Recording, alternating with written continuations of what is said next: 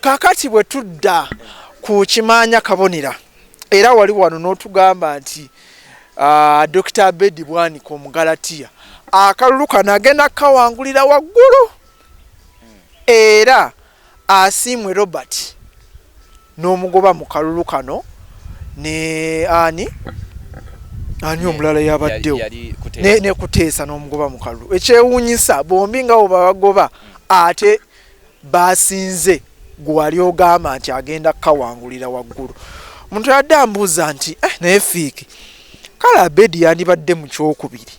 naye ekyokusatu n'Asiimwe n'amusinga obululu kisoboka? Kale tuyinza okugamba nti maybe Abedi oba abadde mubi oba bayagadde obusungu bwe bateeka ku Honorable Mpuuga ate babutransferring babuteeke ne kwa Abedi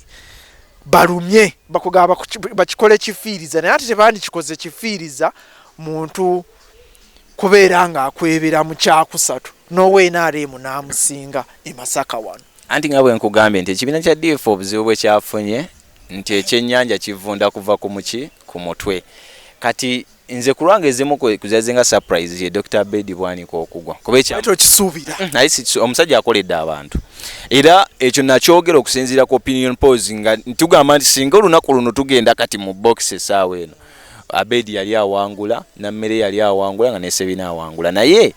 akalulu sinzira gwe ku kyewalaba ku ground mu Kimanya Kabonera kyali kyeraga lwatu nti Dr. Abedi Bwanika alinze kulayira bwe kyali naye akalulu kano gulinga mupiira omupiira nga lefali tannafuwa wiise esembayo togamba nti gukoze eki kati akalulu kajja kakyuka buli ssaawa busobola okubeera nga leero Abedi ali waggulu nga Kuteesa yali wansi Asiimwe nga ali mu kyakubiri n'ogenda okudda enkya nga ate Asiimwe alinnye nga ate kajja kakyuka bwe kati okimanyi kakyuse ku ssaawa esembayo akalulu kakyuka paka mu bbaafu nze nina abantu be nabadde njogerako nabo wali ng'omuntu aganna kutaka akalulu bwe nti nga kituufu Abedi yampe mwanyira nga nze ku mutwe naze ninako Abedi naye wali mu bbaafu ne ŋŋamba basajja bano bakolokose nnyo Kyagulanyi n'entiikinga manvuuli naye nga yazze ku mutima nga n'atiikinga obutali busobozi wabula n'atiikingisa emotions nti kati kyenkugambye nti buzibu nno bwe tugenda okufuna mu kisanja kino era abantu amasinga balonze naye olw'obusungu abantu balondesezza emotions obusungu badde na bungi Mpuuga twamukowa Abedi twamukowa Kakande twamukowa nga olitasobola kutunula nti naye kale Abedi kale wadde agize bano kubana abasatu alisi ya Abedi akoze ekyo tukkirize tubuzaayo agenda kuddamu atukolera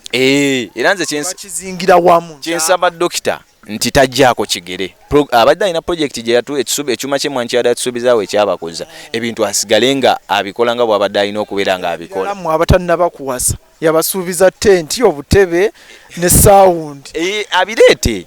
n'okuwasa akukebere abireete kubanga ekyamazima amatuufu kiti nti akalulu ka dokita kakyukidde mu bbaafu wali abantu abasinga saawa esemberayo ddala kubanga Abedi yakoze era ku bonna ababaka abasatu gwe ndaba yabadde asinga okubeera ku ground tundu lyonna eribadde lyamusuubiza okumuwa akalulu lyefudde teryefudde naye Abedi ekizibu kye yafunamu naye amaanyi yagateeka nnyo ku wingi ya Kabonera Kimanya n'amusuulirira akalulu ka Kimanya Kabonera kakolebwa Kimanya kuba we wasinga abalonzi abangi nga badde baŋŋamba wano mu Kijja Bwemi anti Kijja Bwemi eringa tawuni nti amantu abawangalira ekijja Bwemi ogenda okusanga nga bakolera nnyo mu tawuni eno emboozi ya Mpuuga gye babeeramu kyeki kyenage ekyennyanja kivunda kuva ku mutwe kati abantu bagenze mu box lwa busungu nti naye Honorable Mpuuga twamukowa nti negundi agidde nti abantu beerabira Abedi ng'omuntu agidde ku kibiina kya Mpuuga kati ng'oli buli lwawule nti essaawa yonna Abedi afuuka Mpuuga kati n'Abedi ensobi endala gye yakola dokita nti omanyi olina okukkiriza ebyobufuzi byonna bitambula nakubala ekisanja kino naye akolokose nnyo NUP akolokose nnyo wadde nti yadjukira okugamba nti bannaaye kaakati wadde omusajja teyatukolokose tumuwe ng'obudde bulabika ng'obukoze eki obugenzi ate n'atanywerera ku kigambo ekyo bwali tebunnagenda omusajja ajja wano nga 29 Novemba nga wakyabulayo omwezi gumu n'ennaku eziwererako teyakinywererako abantu abasinga abamu kati olaba bakulalize buli yandiwadde nga wa speech ngaga nti bannaye mulonde Kyagulanyi kuba president kyandimuwadde enkizo kyandimuwadde enkizo yamanyi yandyawuse ku mukama we naga wadde ni mu kibiina kya DF naye nze president wange Kyagulanyi era gwe mba mutiiki Sebamala mu Bukoto Central yakugamba nze sikiriziganya na Mpuuga sikiriziganya na Kyagulanyi sikiriziganya na Mau ndi wa DP naye nze president wange yani ye Kyagulanyi wadde nvuganyiza mu DP sikiriziganya na Mau naye nze president wange yani era ye kino kyadde kimenya amateeka semateeka wa DF candidate okuvaayo n'aga nti mulonde gundi ng'ate ekibiina tekyatuula kusalawo okugamba nti gundi gwe tufrontins sikisuubira kubanga era ne mukulu Mao ye ng'omuntu yavaayo n'aga kino ekisanja agenda kuwagira NRM naye ate DP yonna sigamba nti yawagira NRM naye gwe omuntu olina okunoonya nti mu kaseera kano nze mpitirawo wa babanga yavaayo n'akyogera nze nsuubira teyandibadde ensonga mwandibadde mutegera nti yakyogera nti muwe Kyagulanyi abantu bakimanya kabonera ne basinziira okwo kumanya nti omusajja kituufu yatugamba anti abantu bakujjukiza ebimu ku factors ebimu ku bikubiza ekibiina kya DF nga buli muntu amubuuza mwe president wammwe yaani kati nakyo kibadde kizanye rolo y'amaanyi nnyo mu kalulu kaneeno nti b'opponenti baabwe babadde babakotyako nti bw'ajja wano mubuuze president we yaani kati ate ekibiina balabika ng'oba batya nnyo honorable Mr President Mpuuga nti abasinga balinga bati okwatula ekikontana n'ekyo ye kyakola ki kyayagala ne kyakkirizaamu naye ng'ate mu kukkiriza okugobwa mu kibiina ate ekibiina ffenna tumanyi mitendera ki gye bayitamu okubeera nga bagobwa ate tugeze kati DF bwe singa ebadde yaleese kale tugeze singa Honorable Babedi abadde ayingidde parliament nga bamugoba mu DF naye n'ayingira ani abasaliddwa DF oba Honorable Babedi Bwanika ng'agobeddwa mu kibiina kati kitegeeza nti tulina n'okulaba embeera ki gye tuyambiramu ekibiina kyaffe nti wadde nga tetukkiriziganya ne Kyagulanyi banditudde wansi ne bagamba nti Kyagulanyi ye mukulembeze gwe tusimbye emabega era abantu abasinga baayitiddewo nnyo ku kintu ekyo Kyagulanyi ye president wansi londa kino Kyagulanyi ye president wansi londa kino kuba bakimanyi nti yakyaliko amasannyalaze so kati Dr. Abedi Bwanika kyansurprise nze nnyo okubeera nti teyayiseemu andi kati okwebera okomanyi we kwavudde ekyamazima NRM ebadde eyagala nnyo akalulu kano n'okusinga ekintu ekirala ekyokubiri minisita Kyeyuna Aluna Kasolo abadde alina okukola ennyo okulaga mukama we nti ssebo ebbendobendo naffe tulina betukoze eki betuleese mu Buganda wano kuba kati jjukira yali mu Buganda yajjira mu kaseera nga NUP eze Buganda kati ng'alina okusooka okulwana okulaba nti yeereeta ekyokubiri babadde NRM baagala nnyo ekibuga Masaka okubaamu n'omubaka olw'ensonga nti okuva 2011 NRM ebadde teddangamu okufuna mubaka wonna wano okuva 2011 tatiise tuzze ennyumbi amabega nnyo yali mugenze Frida Nanziri Kase Mubanda omubaka omukyala naye gisigaddewo bazze bonna babakola ki nti babadde baagala okuddamu okulaba nti atisti tuzuukuka tufunemuko omubaka kyova olaba nti Asiimwe yakoze nnyo n'Ennamere yakoze nnyo nakitende ye yalayika nga yali yakivaamu bambi kati balina okubeera nga baali bakoze nnyo ekyokulala nti wakati nga NUP mweyuzayuzizza ne muzaala DF NRM esigadde eri wamu kitegeeza nti omanyi ne mu kalulu kano kaadi yazanye factor y'amaanyi nnyo nti buli muntu yabadde alina kaadi y'ekibiina nga NRM wadde otandikayo n'ebitundu nga 5 ku 10 ne NUP n'owa DF naye bw'otunuulira ebibiina byonna ebisatu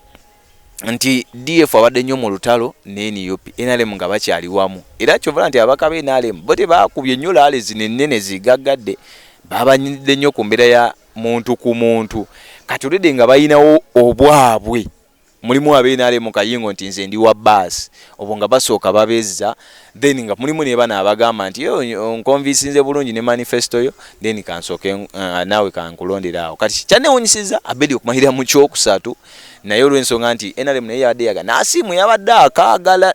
Asiimwe yabadde ayagala guno gwakubiri ng'agwa ogusooka gwe guli ogwa 2-2 anadda mu ka 2-3 ekyo kiri eriye kati seba abantu betondere abantu betondere abantu sijja kwetonda olwekyo kubanga nkugambye nti nze nakusigira ekifaananyi okusinziira ku opinion polls z'obudde obwo nti singa tugenda mu kalulu mu budde obwo Abedi yali akubira waki neera nkunyonyodde nti akalulu ko kajja kakyuka paka ku ssaawa esembayo n'ekirala enkuŋŋaana gaggadde ezakubiddwa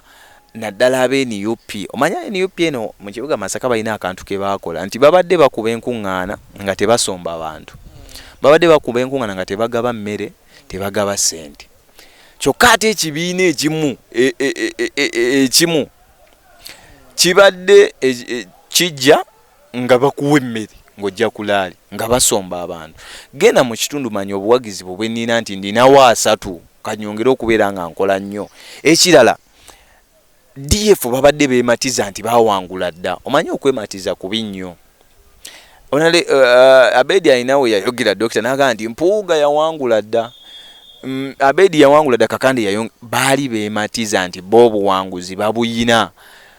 kali kakodyo kakukanga mu kko bali anti kati jjukira buli lw'oyogera bw'otyo abantu bo nabo ate ekyo kibongera obusungu katubalage nti temulina gye mwakola ki abantu b'e Masaka balondedde nnyo mu busungu obusungu bwadde factor y'amaanyi kati nabo okwerangirira nti buli wabadde bakwata akazindaalo nga batandika kwerangirira twawangula dda NUP twawangula dda NUP twawangula dda NUP omanyi olina okukkiriza nti bali ffenna tukole buli omu ogwaffe nze DF kanjogera ebyange sisigala nga nnumba oli mulimu abamu abatuuka n'okukyawa ekibiina kya DF reason being nti babadde ndoza mu kamwa kabwe mubadde nnyo NUP gwe abadde abakolera naawe badde okimanyi kati nti abasajja manifesto yaabwe badde nga NUP buli wojja NUP buli wojja NUP buli wojja NUP kati nakyo kikuba kale awo nno ntugenda ku mbaka omukyala owa Masaka City onalebo nammere ye namulabirawo abannaye nalabye mwami Nsubuga Papito nkulamusizzaako munnange ogamba otya salaamu alaikum Papito bana abantu no bayithawe ku Fiki Media wano bansaba dda naye bannaye kambabuulire kati kankoze omukisa guno bagamba mukyala Justin Nammere n'omwa in fact bannemye okufuna simanyi naye ngezezzaako okubakubira amasimu okutuuka wano ku TMTV kubanga weewali amaka gaabwe kwegamba ngezezzaako buli kimu okubasindikira message ku WhatsApp naye nga tebakuddamu oluusi ne bw'obatuukirira 1-on-1 baga nti tugenda kukola biki naye ne bikoma awo so ku Fiki Media mbadde mutaddeko pressure nti tuleetere ku mukyala Justin Nammere ayogereko gye tuli wali before nga akalulu tekannaba na wano after akalulu naye nkyalemereddwa okubafuna kubanga olw'ensonga ezo ze mbagambye ate nayagala okukozesa Papito ono mwami Nsubuga nga ndaba ye alisti ng'omwangumuuko ng'ananyangwira naye kirabika nzibuwalidde so bwe nnaaba mbafunye era nja baleeta oba nja muleeta naye nga sofa iyi update eriwo nkyalemereddwa okubafuna oba okumufuna naye nga agenda mu kooti simanyi oba wetukoledde vidiyo eno abadde agenzeeyo oba tannaba naye nga byebyo agamba nti bye balangiridde si byebyo era essaawa yonna alina okukakasa nti obuwanguzi bamulangirira nga omubaka omukyala owa Masaka City